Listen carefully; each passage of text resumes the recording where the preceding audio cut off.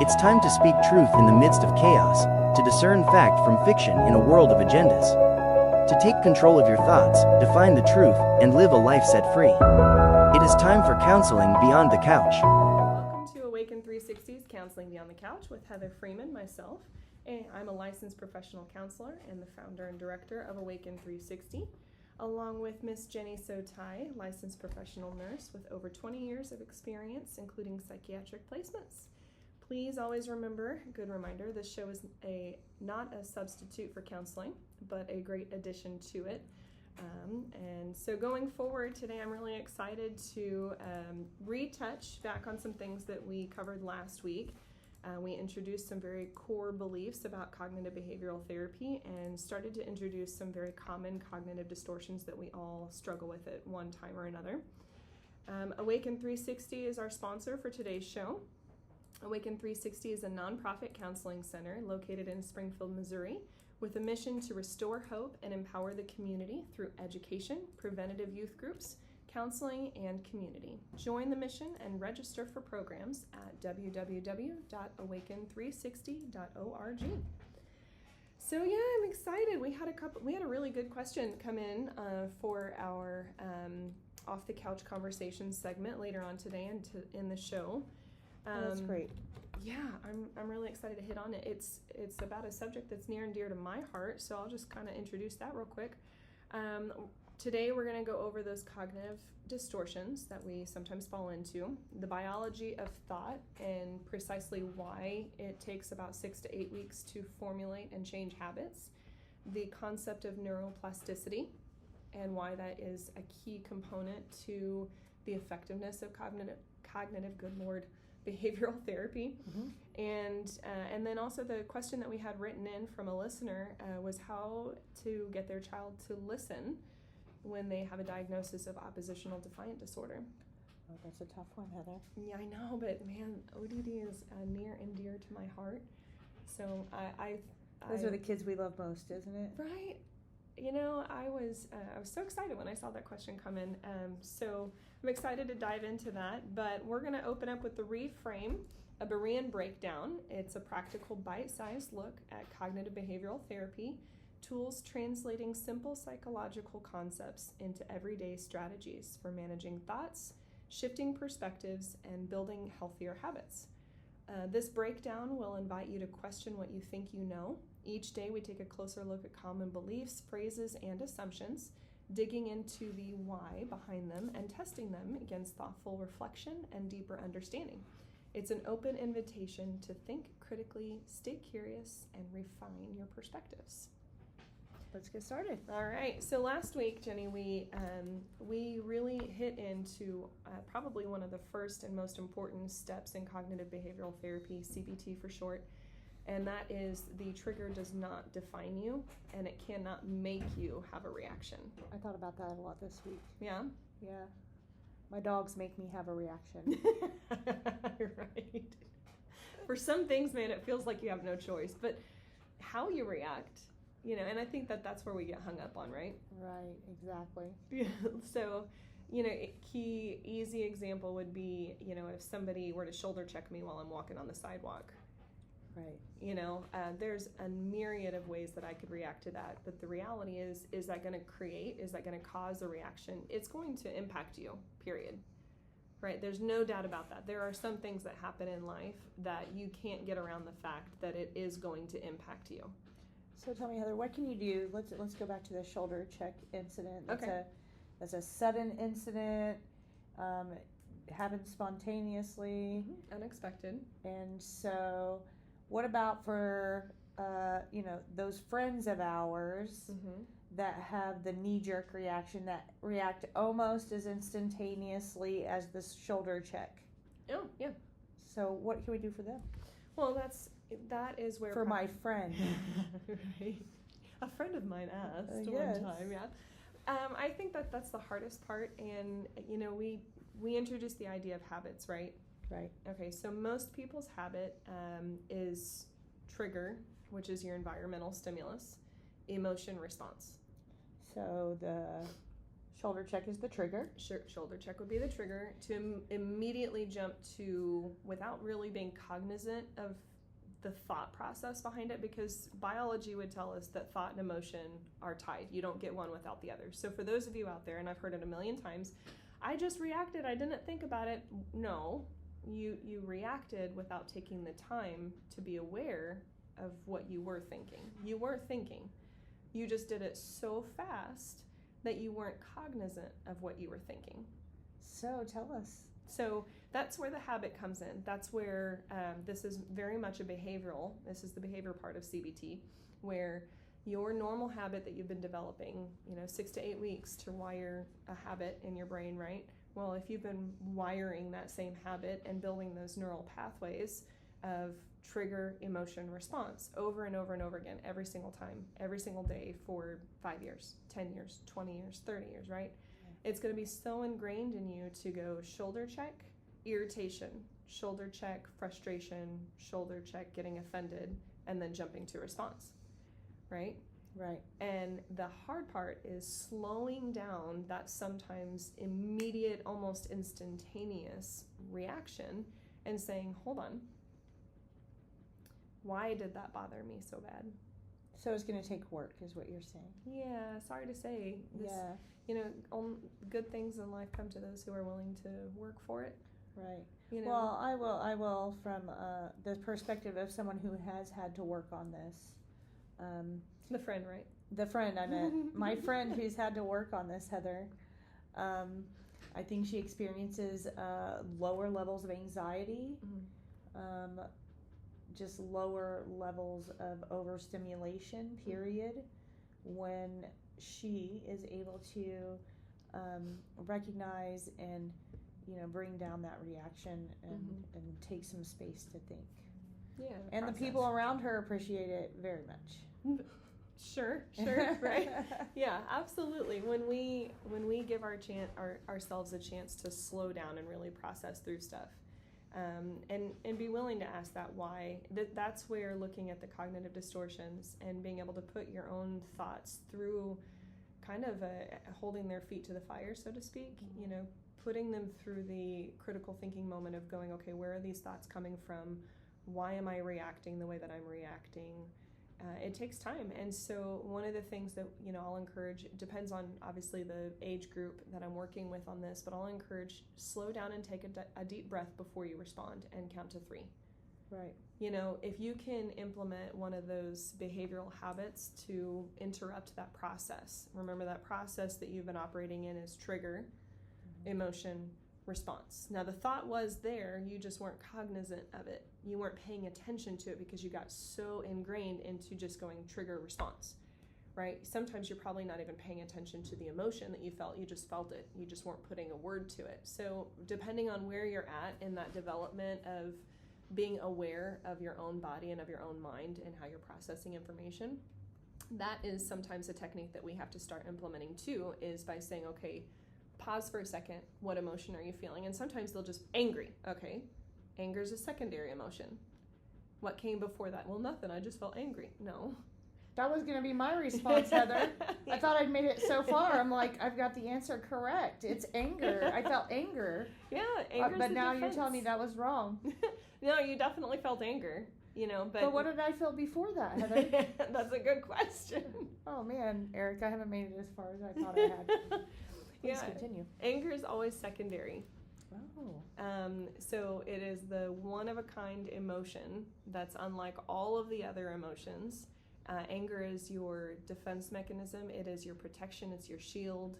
It's what keeps you safe. So just like if you're in a physically dangerous situation, right, you're probably going to look to standing behind a chair or standing behind a shield, or if you have a weapon that you feel comfortable using, if you've been trained in defense mechanisms and defense tactics to protect yourself physically, you'll feel more confident then, right? But that's for a physically dangerous type of a situation. If you're in what you perceive as an emotionally dangerous situation, then you're going to utilize your defense mechanisms, and oftentimes anger is the knee-jerk reaction when we feel emotionally uncomfortable, compromised, exposed, all of the above.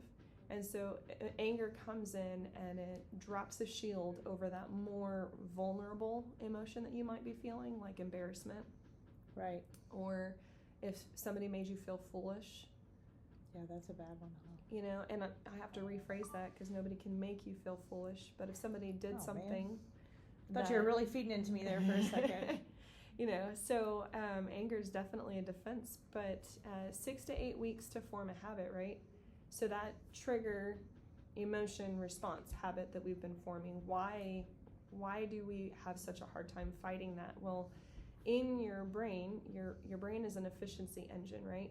Right. So it's trying to get from point A to point B as fast as humanly possible. And so going over biology, again, 30,000 foot flyby, we're going to do a really big overview of it. But essentially, your brain has got neural pathways that are developed, and every single one of our brains operates differently. I mean, with the mechanism, the basic mechanism is the same, but how your neural pathways are developed is going to be slightly different depending on your experiences, your viewpoints, how you think, how you feel, what you see and perceive in experiences. And the concept of neuroplasticity is the brain's amazing capacity to change how it's wired. That's amazing, and it's so wonderful. And I think this is, I would just like to say, ladies, listen up. And I'm not just excluding males, but there are things women go through as we get into our 40s, and our minds change, our bodies change, and having this tool is going to help you through that period where emotions are everywhere, your hormones are out of whack, and it has personally helped my friend because you have to take a moment and say, why am I feeling this way? Mm-hmm. It is completely irrational to feel homicidal at Seven Brew. and then just recognize that, you know, maybe my body is playing tricks on me, and maybe they're not really the cause of my anger. Yeah, I mean, you bring up women cycle through emotions, what is it, like every 4 days, every 7 days. Men, it's roughly every 2 to 3 weeks. And that's just on a normal functioning on how your emotions and your hormones change. Right. I think I'm on every 4 hours at this point. And definitely during different phases of life. Pregnancy for women, I mean, women have a lot of different elements biologically that are going to lead to those fluctuations hormonally on a different level than men do, just biologically. And so, you know, if you have a diagnosis or if you're struggling with like postpartum depression, right, that's another area where your hormones were in mass flux, gearing up in pregnancy, and then all of a sudden you have these massive influxes of other hormones during labor, and then boom, you just delivered a baby and you've got all these massive emotions and hormones that are coursing through your body at that time. That's one of those great moments where you recognize mind and body, their symbiotic relationship. They operate together and with one another. You can't split those hairs, right? You can't pull them apart because they're so intertwined. But one does lead to the other. Trying to figure out which one came first, chicken or the egg, right? But they operate together. And so when you're struggling with postpartum depression or premenstrual dysphoria, if you're struggling with these diagnoses that are correlated to physically bodily changes, it's also really good to recognize, okay, some of this may not be coming from anything other than my body changing, right, and what my body is going through. If you have bipolar, for those of you that struggle with bipolar, right, that is a chemical imbalance in the brain. We work through medication. You'll work very closely with a psychiatrist to come up with a great regimen. We have tools now that we never had before, like DNA testing, to be able to see how your body metabolizes different medications. You know, rewind back 20 years, we did not have that. Yeah, and I think you know, Heather, people my parents' age, you know, how much they went through and how debilitating it must not have been to have this knowledge that we have now. Absolutely. I think I am able to fight demons my dad could never fight. because I have a knowledge Mm-hmm. that he never had. Yeah. And what a terrifying, I think of that often, for like my grandmother or my mother or my dad, Mm-hmm. what a terrifying time in their lives that must have been, not to be able to correlate those things and just to wonder, why do I feel this way? Sure. So my grandma used to say, my nerves, my nerves. So now I say, my nerves, my nerves. Right. Yeah, knowledge is power.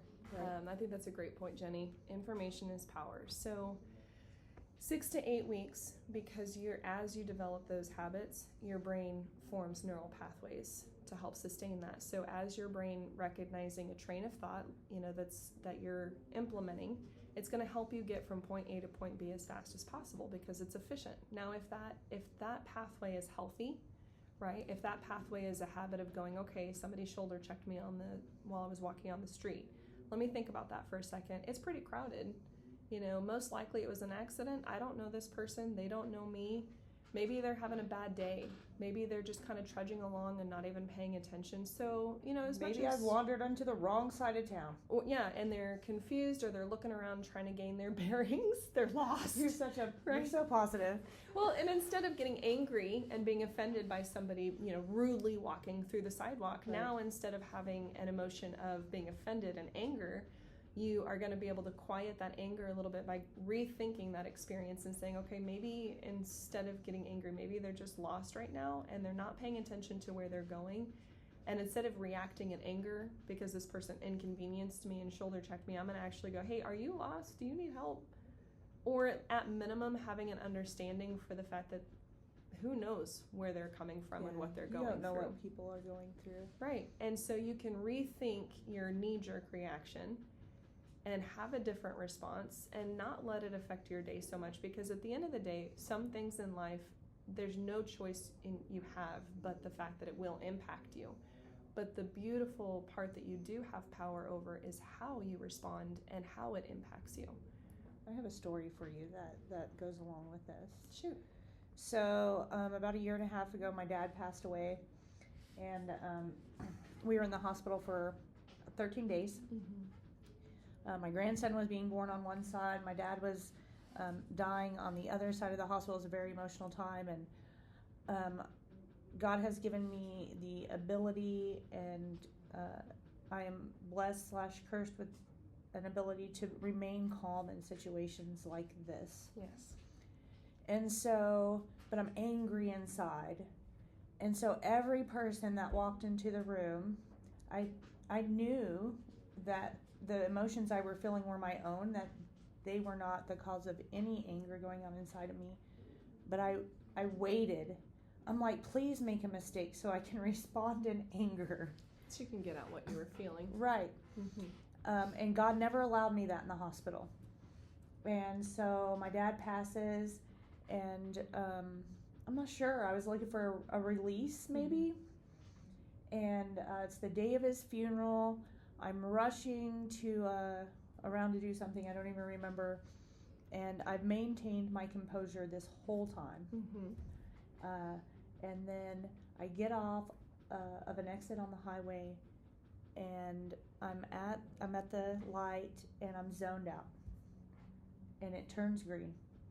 And the lady behind me lays on the horn. I mean, serious, like way over the top. Yeah.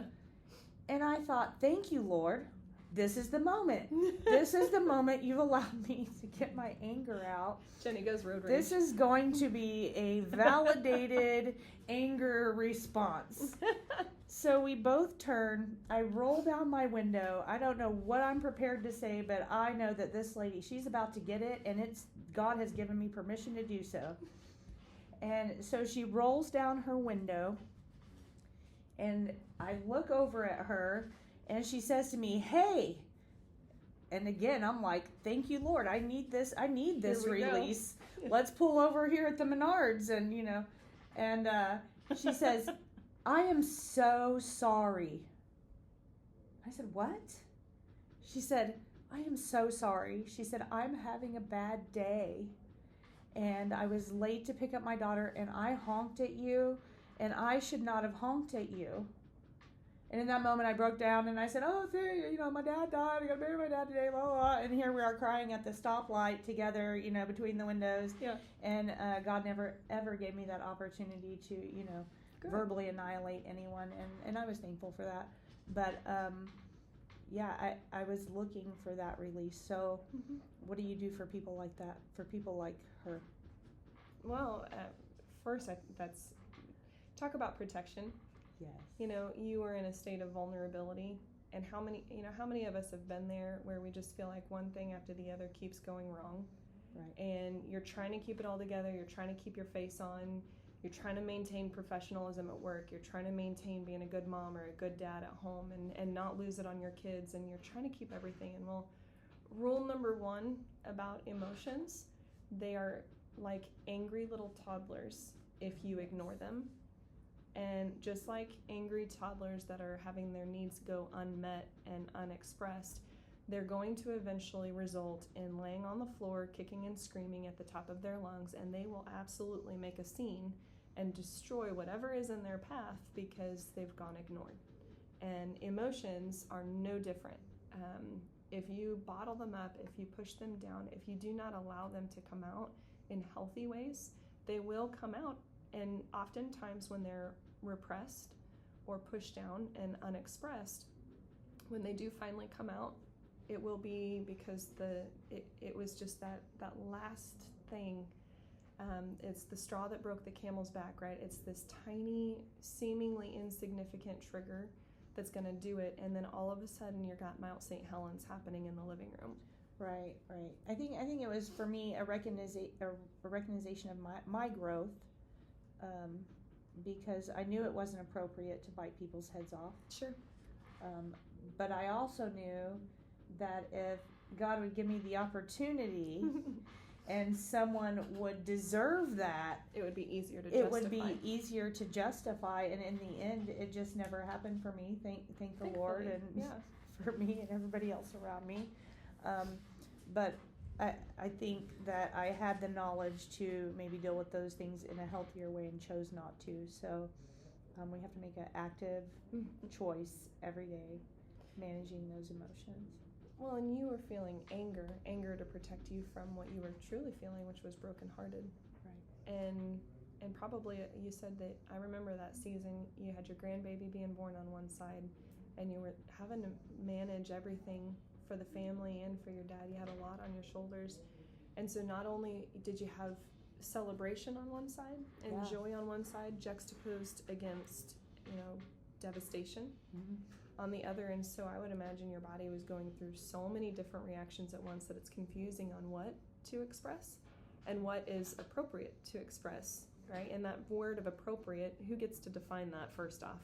Right. Who gets to define how I'm supposed to feel and how I'm supposed to express it? Nobody does. I think it comes down to character and what you believe in your character and what you are going to be able to wake up the next day saying, I'm proud of how I handled that. Right.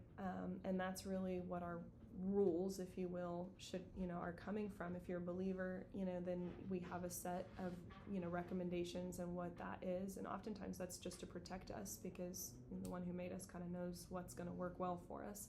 Right. And if you don't, you define that for yourself and wherever you end up getting that from. But at the end of the day, that anger came in and swooped in to protect and to cover that vulnerability and probably a lot of pressure that you were feeling. And so you have to be able to express the anger as well. I'm just loving learning. I'm really focused on that right now. I'm like, oh, I really had the right answer. It's anger. It wasn't anger. You rocked, Jenny. No, it's just, I think especially in situations like that, we don't know what is appropriate to act. And so we just kind of try to do what feels safe and quote unquote normal. But I would challenge that. Every emotion that you feel should have a space. So if you're feeling angry, if you're feeling jealous, if you're feeling scared, fill in the blank on what the emotion is. You need to give a space for that. You need to give it time and really try to understand of the myriad of ways that I could respond to this trigger. Why is my body, why is my mind, why is my spirit leaning in this particular direction? Of all the things I could choose to do, of all the things I could choose to feel, why is this the pathway Yeah. that I'm leaning toward? And when you can understand that, you learn a lot more about yourself. You learn a lot more about how you operate. You learn a lot more about how your brain is wired. And you have the power to control the direction that you go. That last part is powerful in itself, Heather. You have the power to control the direction in which you go. Yeah, you don't have to succumb to the circumstances of your life. And I think that ties in beautifully to what we're going to talk about next on the Off the Couch Conversations. Because, man, this is probably why I like ODD, right? Oppositional Defiant Disorder, because I want people to realize you have to defy sometimes the expected response from stimulus. And if you can get a child with ODD to defy his oppositional defiance disorder, it is beautiful. Yeah, so let's segue into that. That was the reframe, a Berean breakdown. So let's just go ahead and dive into that Off the Couch Conversations and that question that we had written in. Off the Couch Conversations is supported by Awaken 360 that takes counseling beyond the couch by empowering our future generations with the skills to overcome mental illness through implementation of preventative approaches. Awaken 360 believes in educating good mental health habits through community service and community collaboration while working to apply for scholarships supporting pursuit of secondary education. Youth ages 12 to 18 can register for our Awaken 360 Y groups. It's for ages 12 to 18, and together they get to build a community while supporting their community pursuing mental health. I'm so excited about that. I'm excited about those programs. We are looking for volunteers to lead those Y crews. You have a published and printed curriculum, so you don't have to go into it trying to create everything. Awaken 360 does all the work for you. And tell us a little bit about the benefits of this program for the youth involved. What are we trying to offer them? I'm not trying to move us away from conversations off the couch, but this program has me super excited. Honestly, it ties right into our question, right? So ODD is one of those diagnoses that, like, if you're a teacher or, if you work with youth, when you see a kid come down the line that's diagnosed with ODD, oftentimes it has the, oh crap, reaction. This is going to be a hard year. And so sometimes kids that have, again, that goes back into labeling, which is a cognitive distortion. Sometimes when kids have that diagnosis, they're kind of put into a box. Well, at Awaken, everybody has character traits. And, we really believe in those truths that we speak at the end of our show, that people are here on purpose. They have a specific purpose. And when they can be set free of that fear, they can achieve that purpose. Well, part of that we believe is that the very things the very parts of your character and your personality, maybe you have on purpose because you have such a specific and unique purpose that you are going to need those skills and those character traits to be successful in whatever is the plan for your life, whatever you're set to endeavor to achieve in your life.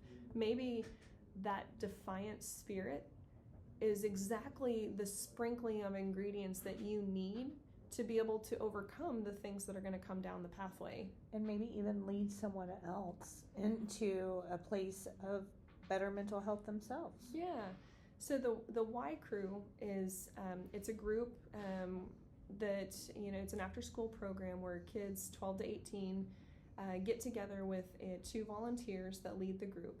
And they get to go over a lot of the same things that we talk about, just in a lot more in depth. The radio show, we really have to do a flyby approach because we only get, around 45 minutes to get all this information out. So you're kind of getting sprinkling of the information that on a one-on-one would be so much more in depth and applicable to your individual walk. Those Y crews offer an opportunity for groups of youth to get together. They get to work through learning these concepts in a fun community way. They get to learn it next to peers of their own age that have gone through and are going through growing up in our current society. They get to form relationships and habits that are healthy. So you're really checking off a ton of boxes on healthy development all in an hour and a half a week.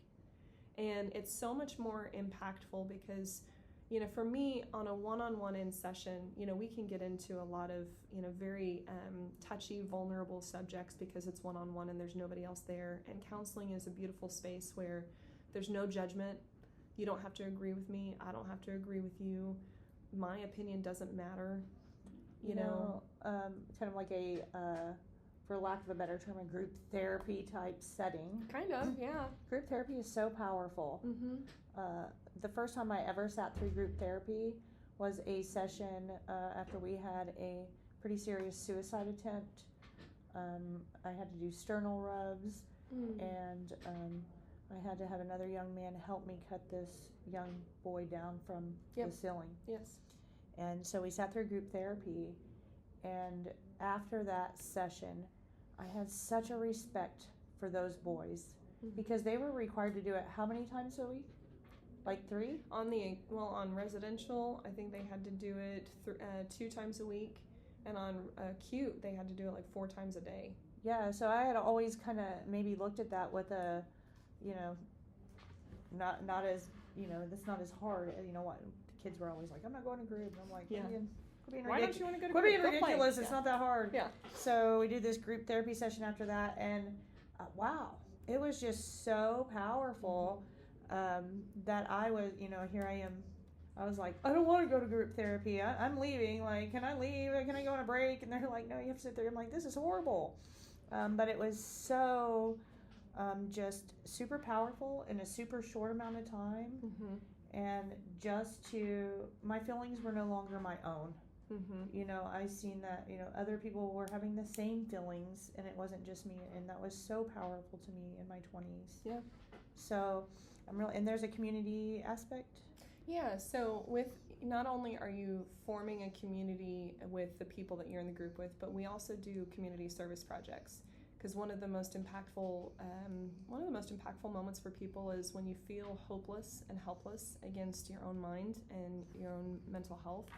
It can be hugely impactful to be able to be the solution for another person's tragedy and for another person's struggle. So through those Y groups, kids will get to do community service projects. Also, we want to take them abroad, either on a national community service or an international, because it's also huge to see the world and see a huge thing. Yeah, the way that we act and operate in just Missouri is different than Georgia or different than Texas or different than other areas of our own country, let alone in other areas of the world. And how small our problems can feel when we're out there helping others get through maybe the worst time in their life. Sure. So yeah, we're very excited about that. All right, well, thank you for that, Heather. I just get really excited about that program. You want to lead us into your question. The question we got from one of our listeners about ODD. These are my favorite kind of children. Don't ask me why. Well, I mean, I think maybe because you're a little oppositional yourself. I don't know what you're talking about. So, oppositional defiant disorder is a widely diagnosed disorder.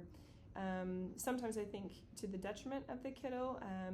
There are some key facets that I look for before I would ever diagnose somebody with that, because once you put them in that box with that label, like I said, if a teacher comes across that diagnosis or another psychiatric professional, oftentimes it gives that reaction of, oh crud, here we go, this is going to be a bear, right? Their reaction to that diagnosis can have such a lifelong impact on that child. Yes. So just from observing, not being a therapist, encourage caregivers to have a very muted response to seeing that diagnosis, because otherwise the child will try to become their diagnosis, is what I have seen. It can happen, yeah, absolutely. And sometimes it can push people into that because you're already going in with a self-fulfilling prophecy.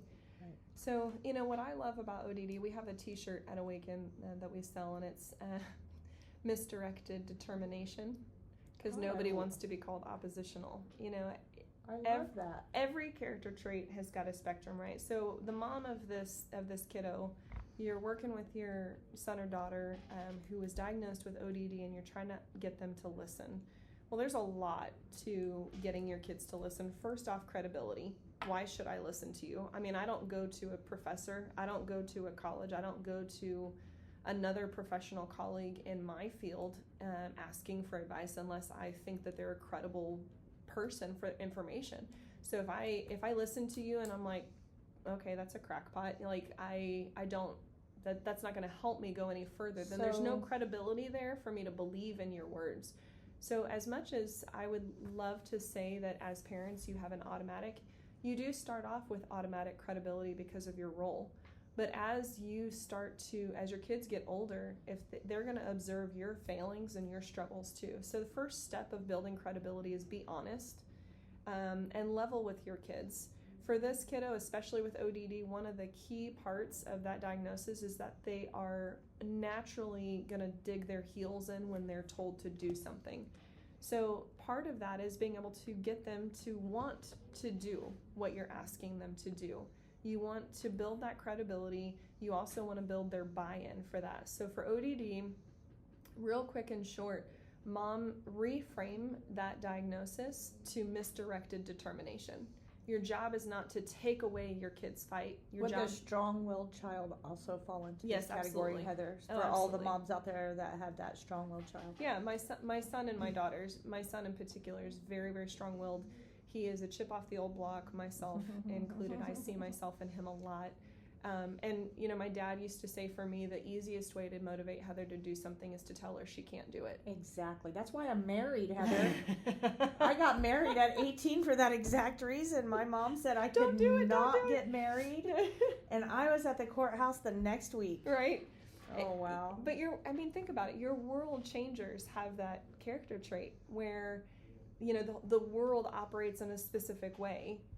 And they go, well, why does it operate this way? This doesn't make any sense. We should do it this way. I mean, it takes a lot of guts to swim against the current. It takes a lot of fierceness in your character and your personality. And you don't, as a parent and as a teacher, as a caretaker, you don't want to snuff out that fire. You want to direct that fire, because as damaging as that fire can be in that kid's life, it can also be what ignites the rest of the world to change for the better. Amen. And so what you don't want to do is don't want to snuff it out. You don't want to put your thumb on your kid and be like, listen because I told you so. No.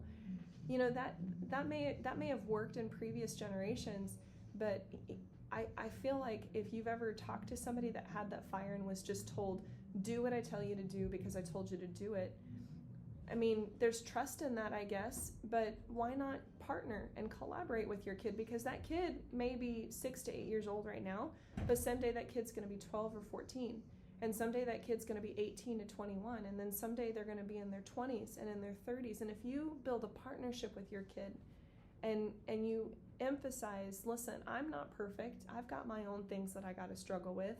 Yeah, I told you not to yell, and I yelled last week. I recognize that.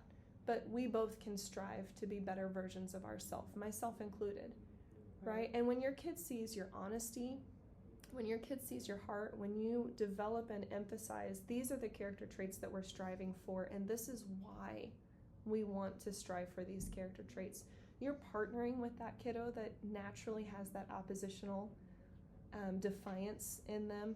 You know, if we're talking about, you know, there's different levels to that diagnosis, and so sometimes you can get into some real legal type struggles there. Right.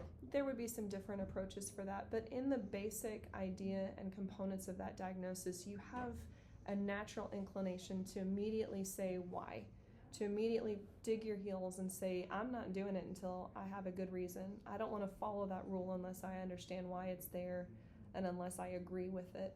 There's nothing wrong with those inherent traits. Right. They can absolutely mess a person over if it's misdirected and Absolutely. They don't know how to utilize that character trait. But if you can empower your youth to be able to harness that fire within them to say, this is wrong, this is not okay, or I disagree, I don't understand why, and you can empower them, then you have a world changer and you have a world leader in your hands and in the making. Absolutely. I think that is just one of my biggest soapboxes is you do not have to break the spirit of a child who falls under this category. And I think changing the language in your own head. Mm-hmm. Can you say that again? What are we changing it to? Oppositional defiant disorder to? Is misdirected determination. I love that because it does something in your own brain when you're facing your own child with oppositional defiant disorder, it can feel like, ugh. They're a giant pain in the butt. Right. But when you phrase it the other way, yeah, it becomes more of a positive, opportunity to direct your child. Absolutely. And I think that's so important. So many people think you got to break the spirit of that child to help them, and I'm just totally against that. Now, on credibility, let me ask you this. So, false, let's say, things you're not going to follow through with. For instance, if you don't stop doing that, or if you continue with this behavior, we're not going to Disney World next week that I just, spent all my money on. And is that, I'm never going to cancel the trip to Disney World. Right. And they know it. And I hear parents saying that all the time. Yeah. They're like, if you do that, we're not going to do this. Well, yes, that's a lie. Right. And they know that's a lie. Yeah. So why, the only reason you're getting them to behave for that small period of time is just a little bit of wonder from the child if you'll actually do it. But they know. They know. And I think that's so important going towards credibility as a parent. If you say, I'm going to choke you, you're obviously not going to choke well, most people I would assume. Don't do it. Most people I would assume that's an empty threat. The child knows it. And they're not going to, you're not going to get anywhere with that. And also behave for prizes. Where do you stand on that? In this scenario. So I know we're running out of time, so I'll be quick on this one. So, when kids are little, they operate very well on token economy. It's a behavioral mechanism to encourage. Most hospitals use like tokens or prizes or different things. Most schools will use, different things like that. Reinforcement and praise is something we all need. Even as adults, we need recognition, but it changes. What your goal is with your children is to start with, and children are naturally concrete thinking when they're younger, and then they switch over. The goal, hopefully, is through development they switch to more abstract concepts and thinking. So when they are younger, you need something concrete to be able to give them a sticker at the end of the class or something like that to really emphasize and portray that praise and that success. You did great, here's your sticker. But the goal is to go from an external locus of control that I'm working to do well, I'm working to show honesty, I'm working to show good character traits because of external prizes, to switching over to an internal locus of control that I want to do well because I feel so good when I do, when I make good decisions. I want to be kind to people because I see how good they feel and it makes me feel good. I want to be kind because I want to be able to wake up in the morning and know that I didn't yell and scream at that person because they shoulder checked me in the road, that I was kind and understanding whenever they did, and I gave them the benefit of the doubt. And so you want to shift, early childhood is going to be that external, that outside control and reinforcement, kind of dangle the carrot to get them to do what you want them to do and need them to do. But there needs to always be that focus on, hey, we do this because you're kind. You do this because you're a good kid. And you do this because you're loving, and you want to treat people that way because it feels good to be treated that way. And so you want to really start reinforcing that with your children and, practice what you preach.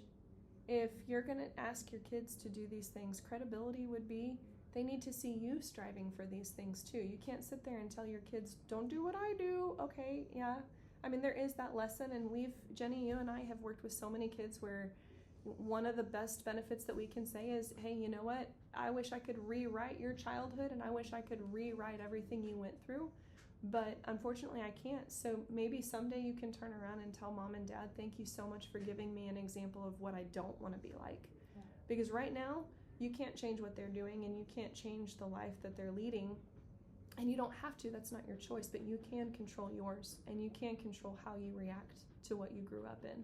And I totally believe in telling the child. I have a niece who's full of this fire, this passion, this vinegar, and I tell her, you know what, Gracie? God has made you to be a leader, a passionate leader.